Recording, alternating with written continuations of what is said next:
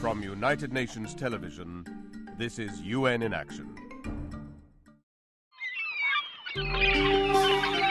Every dawn for the past 40 years, Hassan and his brother have arrived at the same spot in the sea. Here, off the coast of the Kapena Islands in Tunisia, they practice sharfia as fishermen before them have for centuries. Sharfia is a traditional way of fishing, and it's the best way because it doesn't harm the sea.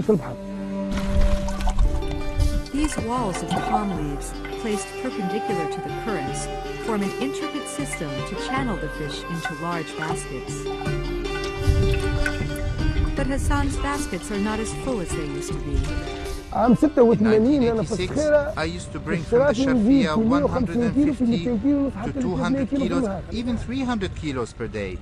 But today, we got only 2.5, maybe 3 kilos. What's at stake here is not just the livelihoods of the Sharfia fishermen and their centuries-old way of life, but also the survival of one of the world's richest seagrass meadows. The shallow waters surrounding the islands are home to vast beds of seagrass which serve as essential nurseries for fish. Once a fertile ground providing the main source of work for the island's 13,000 people, it's now a desolate sea empty of marine life. Many factors are responsible, from marine pollution to unchecked development in the area to the warming of these coastal waters. But the most destructive cause is the increase in the number of motorized fishing boats using harmful fishing practices like bottom trawling. The big boats came and they took every fish with them. Everyone is acting violently towards the sea. Heavy chains rake up the sea bottom, scraping away all vegetation, nets scooping up everything in their path.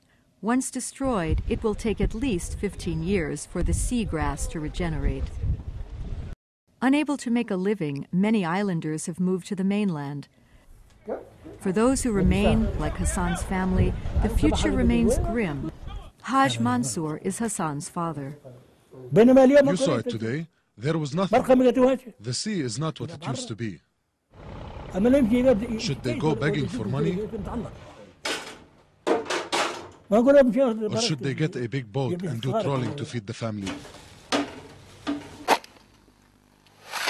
To protect their fishing ground, fishermen in Ouled Ezzedine began making cement blocks to drop into the sea. Abdelkader Bawendi is the national coordinator of the Global Environment Facility Small Grants Program. So any fisherman who fish with tools which don't protect the environment and natural resources will lose their nets. Their nets will remain caught in these blocks. Designed with holes, the blocks also provide a home for young marine life. Based on the initial success, fishermen, supported by the Small Grants Program, plan to extend their efforts to other communities. We have to protect the region, piece by piece. I don't say it will succeed in 6 months or 1 year, but God willing, it will succeed in 2 years. I will sacrifice and give everything for it. I will not give it up.